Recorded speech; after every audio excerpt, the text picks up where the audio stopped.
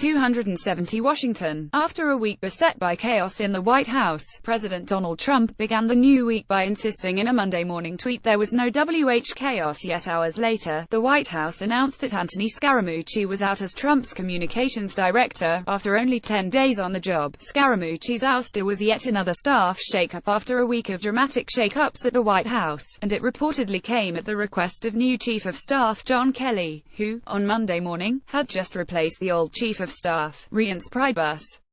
Press Secretary Sarah Huckabee Sanders on Monday assured reporters that Kelly wanted to start with a clean slate.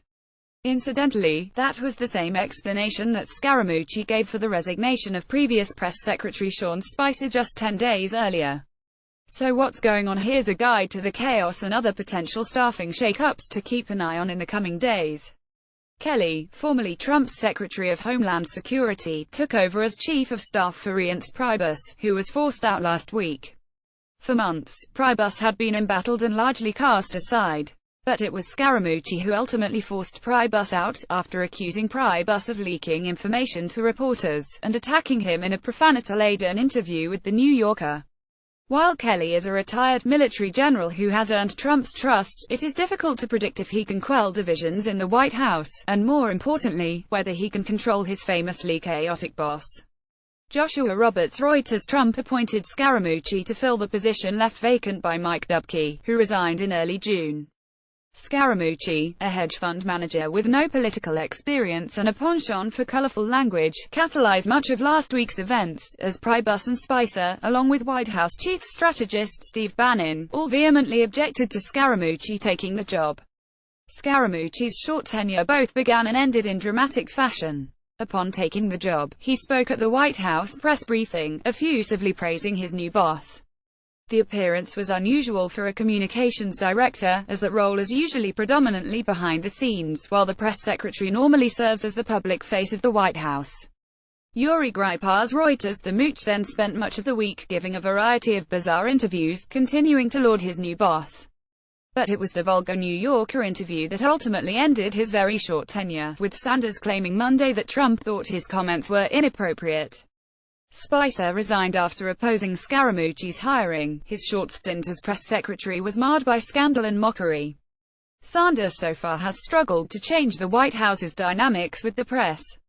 She has held more on-camera press briefings, which had largely disappeared in recent weeks, but as under Spicer, those briefings have often contained little substance, with Sanders providing few basic details, instead reiterating positive talking points or criticizing reporters for covering Trump negatively.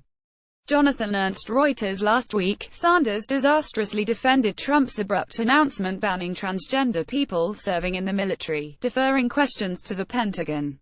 Yet officials there had not been informed of Trump's intention to change the policy, and deferred all questions to the White House.